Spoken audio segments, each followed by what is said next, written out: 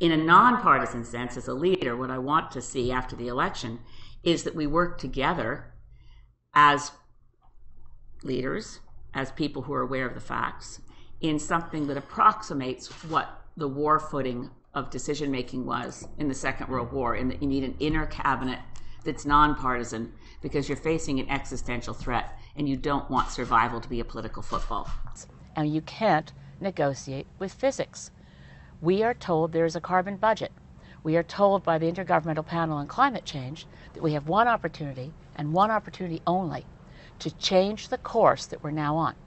So that's not my target. It's tougher than I expected it would have to be. None of the other parties have taken the climate emergency seriously, and in that I include the NDP. But that doesn't mean I don't want to work with them when the election is over. We have got to find a way to get past the hyper-partisanship of our system. I've called for the other leaders to form an internal cabinet focusing only on climate, within which we work together. Because the people of Canada don't like squabbling. I know they don't. They don't like to hear people arguing over each other. They want us to work like grown-ups, sit down together, and figure out how to best serve our country. There's nothing in the Conservative platform that could induce me to support that platform. But after an election, would I talk to the leader of the Conservative Party, talk to the leader of the New Democratic Party, talk to the leader of the Liberal Party, whomever those people may be, to serve the interests of Canada? An internal cabinet of that kind does not replace, so the war cabinet model, survival cabinet, for instance, Churchill, Mackenzie King had the entire normal cabinet populated as normally by the party in power. The internal cabinet is to direct something that is foundational. There's no good English equivalent for un projet de société, right? This is deeply everyone together, all hands on deck. And if we fail, we don't fail a political promise. We fail our children in a very real way, and our grandchildren. And I'm a grandmother before I'm a politician, and I will not do that. I should say how dispiriting it is to be in Parliament for this kind of debate. I have to say, on every side of the House, including the Conservative Party, there are people just as passionate about climate crisis as I am. They understand it, and they relate it to their own kids. In 2011, when I was first elected, I came up with the idea that we needed an all-party climate caucus. We've been holding sessions with experts for briefings for any MP who wants to show up for 8 years now. Education is the key here. People who want to remain, willfully blind are a problem. But people who are willing to open their eyes, look at the evidence, become very committed to real action. So in the case of the premiers, in the case of our whole society, I start with we need governance models that are more focused around how do we achieve consensus and work together. So we are promoting, which we did in 2015 as well, that in this Federation of Canada to work better, we need to rethink the boxes that have been in place since 1867. We need to give municipal governments a place at the table. Municipal and local governments are where most Canadians live. They're responsible for most of what happens. Sometimes say, if your city workers go on strike, right away because the garbage piles up and no one's collecting the recycling and everybody feels it. I don't know how Canadians would know if the federal government went on strike when you didn't have to pay your taxes. I mean, the real crunch where the rubber hits the roads is municipal governments, and they're not at the table. So our model comes from Australia. It's called the Council of Canadian Governments. Australia is not unlike Canada, except for, of course, we weren't all founded by prisoners who were sent here by the UK, but never mind. Australia has an unfair lower house voting system, just like ours. One difference in the Australian system is they now elect their Senate under proportional representation, which is the Green Party of Canada proposal as well. But in Australia, they do have, where we have provinces, they have states. So the Australian innovation was to say the Council of Australian Governments is the federal government sitting with the state government, sitting with the municipal order of government. We take it the next step. The Council of Canadian Governments will be established to ensure that we have policy alignment, that we share goals across orders of government so that we can move towards the same goal. It's obviously trite to say that there's only one taxpayer, but taxpayers do get frustrated by seeing that their province is taking their money and moving in one direction, the federal government's trying to move in a different direction, and nobody's really talked to the municipalities at all. Under the Council of Canadian Governments, we would have a table with 4 quadrants. First would be a quadrant for Indigenous leadership. leadership from First Nations, Métis, and Inuit. I'm pleased to hear you say, if I did understand your answer, that you will fully enforce the new ruling from the Human Rights Tribunal, because we have seen millions of dollars in wasted legal efforts to quash the efforts of Cindy Blackstock and the Child and Family Services and Caring Society. This is a huge victory for the work that's been done to protect Indigenous children, with the Canadian government fighting them tooth and nail.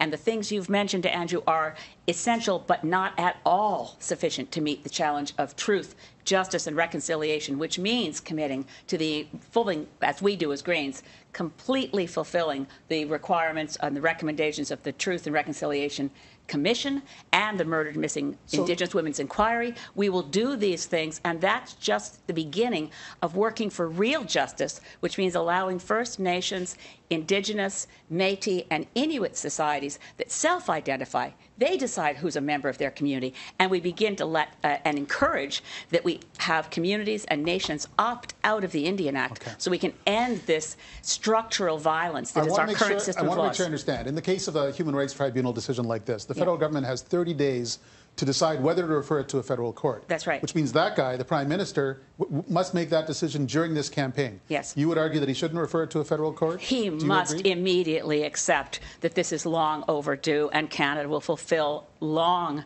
in a period of injustice towards Indigenous children. We have more Indigenous children in care now than at the height of the residential schools. This is a crisis.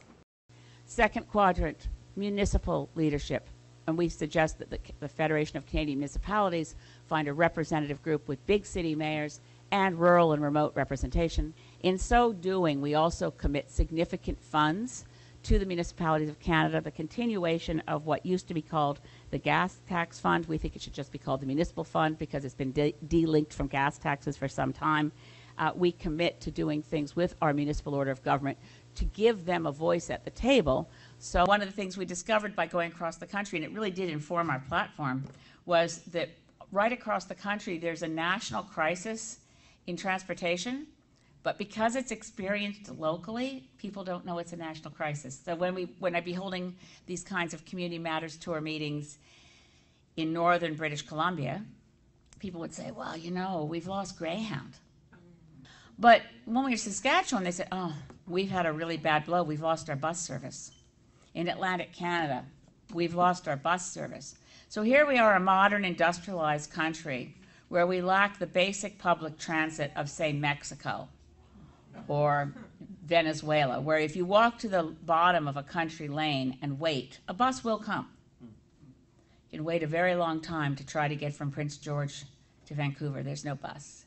And it increases, as the inquiry on missing and murdered Indigenous women pointed out, because all these issues tend to get connected one to the other, that the lack of accessible bus service, affordable transit, is a very large cause of vulnerability for Indigenous women who, if they're going to travel, end up having to hitchhike.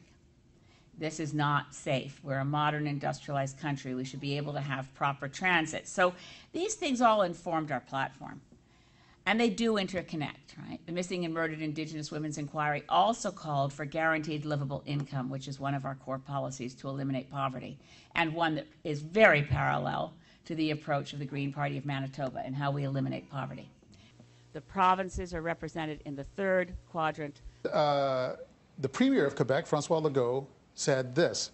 He's calling on all of you to stay out of that debate and not to challenge it in law. He wants you all to make an undertaking, not just for now, but forever, to never challenge that legislation.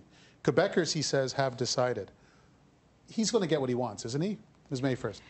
I find it very distressing. Bill 21 is clearly an infringement on individual human rights.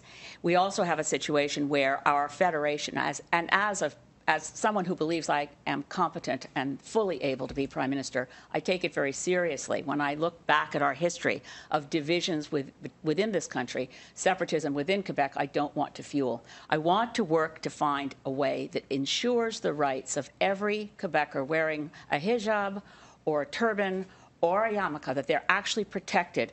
And it may be that we can find a solution where we leave Quebec alone, but we find jobs for anyone that Quebec has taken off of their payroll for working in a government job. And how you qualify kindergarten teachers as a government job, never mind. So you give jobs to people who have to leave? Yes. for purposes of argument, Diane, let's just assume there's some premiers who don't want to hear. We don't need provincial engagement to solve the problem. It helps. It sure helps. And I learned a lot from working in the Mulroney government. The approach that Mulroney took on acid rain was not to get every premier in the room and insist on an agreement where the lowest common denominator could bar agreement. We executed agreements with the 7 eastern provinces, picking off the easiest first. There were essentially no sulfur dioxide emissions from PEI. PEI signed the first binding federal accord to cut sulfur dioxide emissions by 50%. The last, you're not surprised, was Ontario. Under the Council of Canadian Governments, we would have a table with 4 quadrants. First would be a quadrant for Indigenous leadership. Second quadrant, municipal leadership. The provinces are represented in the 3rd quadrant, the federal government in the 4th. And there'd be one that looked at the major national issues, but we'd break down, just as they do now in Australia, with specific subtables around specific issues, trying to work to consensus. That's the green model for how we work, to consensus to identify policy goals so that we all pull in the same direction. And so the first minister's concept becomes the Council of Canadian Governments to set high-level goals, because we're a country without policy. Right? You've seen it a million times. Canada's the only country in the OECD that has no housing policy. Canada's the only country in the OECD that has no transportation policy, cultural policy, fill in the blank. We operate ad hoc, and so different orders of government pulling in different directions is frustrating to citizens. Certainly, there's only one taxpayer. That's just called federalism. It's better. We have an improved model of federalism that we want to bring to Canada, where we also have a seat at the table for our local governments. We don't have to change the Constitution to do this. We just have to listen. Now, in that context, we have to start with evidence, always. In this country, we tend to start with the politics. We need to start with the evidence. So what I would do at the end of this next election, and with whatever tools are at my disposal, is urge that before we even have the election of the Speaker, we convene Parliament as a committee of the whole and bring in the top climate experts from around the world and let anyone ask any question that's on their mind. If it takes days, we listen. And because it's a public space and broadcast on CPAC, Canadians can listen. And there's a gallery right above the speaker for reporters, and they can listen. I am a firm believer that there is no person in this country who's been elected to office who can't be reached through evidence. Some are slow learners. Some may refuse to hear the information. But anyone who's honest and willing to listen to the information can be very easily persuaded that this is not an issue on which we take chances. We don't get a second chance, and while we have the opportunity to do the things that need to be done, I think we will engage everyone. Now, there's no question for me that I find Mr. Scheer and the Liberal Party policies and Mr. Trudeau unacceptable at this point. But the nature of Westminster parliamentary democracy is that after an election, you meet with everyone and figure out what's in the best interest of this country. Okay, forgive me, please, because I have a thing about the term running for Prime Minister, because I am a democracy parliamentarian nerd.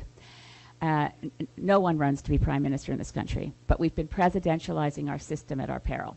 In this era, when people who we would have thought, even about, being that I'm 65, I don't think it was so long ago, but maybe for some of my younger candidates, they don't remember a time when it would have been impossible to imagine people who represented a sort of vacant populism with no government experience who could come to office on a bully pulpit. We can't be sure that we wouldn't have such a candidate or such a leader in our future. In Canada, unlike in the United States, where they have separation of power and checks and balances, in a Westminster parliamentary parliament, a prime minister whose party holds the majority of seats has a majority government, regardless of how much of the population actually wanted that government. It can be as little as 30% of the vote now that we have 6 parties competing for federal seats, but certainly 39% of the vote has delivered majority parliaments in recent memory. What that means is the minority of the population can elect a majority government in which the leader has 100% of the power. To protect us from a future dictator-style populist with no background and not consistent with our core values as Canadians, they could get 100% of the power with less than 50% of the popular vote. We have to change our voting system before that individual comes along. We have to inoculate democracy against a future leader for Canada that we would right now find unacceptable and appalling. I'm speaking of a hypothetical person, no one in particular, but you can see how this could happen. We need to ensure that our voting system no longer delivers 100% of the power to a party with less than half of the public support. That's why Greens will bring back in front of everyone the reasons we changed. Now, we have to remember in Canada we have a different system. The only place Justin Trudeau is actually running where his name is on the ballot is in Papineau. The only place where my name is on the ballot is in Saanich Gulf Islands. And depending on the results of the election, I mean, within a very short time after the 2015 election, the leader of the Conservative Party wasn't Stephen Harper, it was Rona Ambrose. So I won't deal in hypotheticals at this stage. I need to see what happens after the election. What is the will of Canadians as expressed at the ballot box? Because my number one commitment always is to doing what's best for Canada. Right now, my trust in it's hard to have any trust. I mean, so many promises were broken that mattered. And I'm just here today at the Assembly of First Nations British Columbia meeting, and it rings in my ears, and it rings so hollow that no relationship is more important to us than our relationship with Indigenous peoples. 2015 will be the last election held under first past the post. No government could approve a pipeline that went through a process as flawed as the NEB review of Trans Mountain. These were promises that I believed. So I will always talk to all other party leaders after an election campaign to put together a parliament if we're in a minority situation, which I clearly hope we will be. I would not want to see this country with a majority Liberal government or a majority Conservative government. Majorities in this country, based on first past the post, give 100% of the power to leaders who didn't get even a majority of the votes. So I will always do what I think is in the best interest of Canada and try not to make firm hypothetical projections. We really don't know what will happen in this government. I have nothing against the NDP. I'm not running against the NDP. I'm running to elect as many of these wonderful candidates as is possible so that a caucus of Green MPs can assist Canadians, particularly in a minority situation such as that occurred under Lester B. Pearson. It can be said that a party that never held power did more to put in place our social safety net than anyone else. It was a different era then for the NDP. Back in the 1960s, Tommy Douglas didn't care who got the credit. David Lewis didn't care who got the credit. They just wanted to make our lives better. And that's the kind of people we are now. We are people who are determined to make things better for Canadians. And if a government with a prime minister that isn't green gets all the credit, if we fix things for Canadians, if we make life more affordable, and if we give our children who are now out on school climate strikes, if we let them know we've got your back, we're not leaving you with this. We will not leave you with a climate emergency with galloping levels of global warming which imperil their future. So those are the things we care about. Overtaking the NDP isn't a goal. Ensuring we have good government and a strong parliament is our goal. I want to be there as leader of the Green Party, working together with the leaders of the other parties, one of whom will be Prime Minister. But I'm not seeking any, and this is the problem with as soon as we start talking about minority parliament and a lot of the social media, Twitter stuff, and the way I get asked the question. I was just recently lambasted for apparently spending my time thinking about how I'm going to be a kingmaker instead of trying to get Greens elected, which is a fascinating criticism, given that what I do day to day is work very hard to get Greens elected. And when asked by journalists, I answer honestly, what would I do?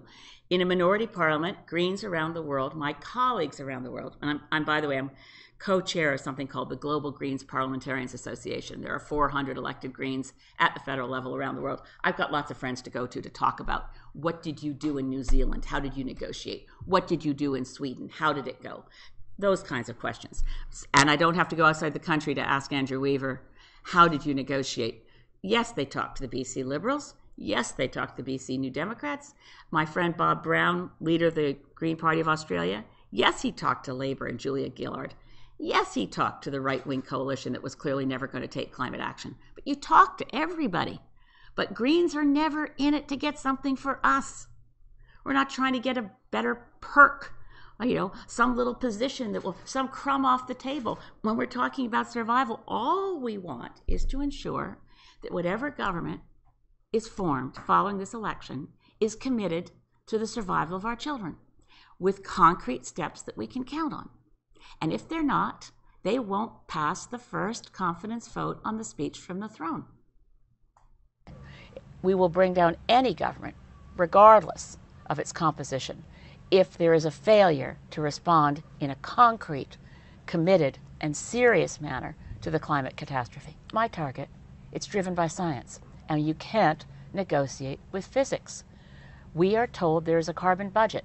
We are told by the Intergovernmental Panel on Climate Change that we have one opportunity, and one opportunity only, to change the course that we're now on.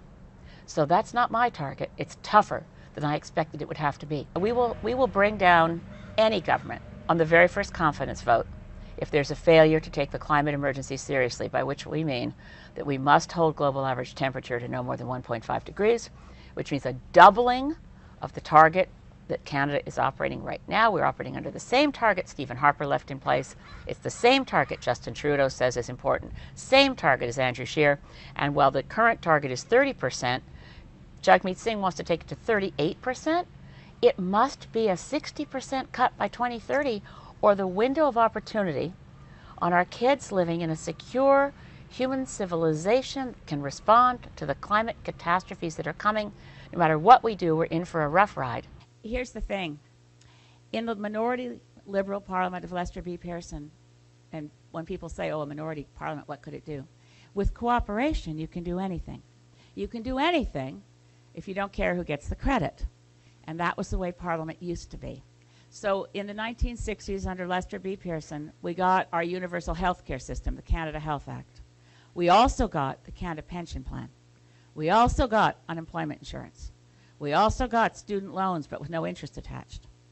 And we got the flag, so there's that too. This is, for me, a model of how Parliament should work. But we have not had anything equally bold in 50 years, more than 50 years. So here we are, 60 years. Here we are saying it's time.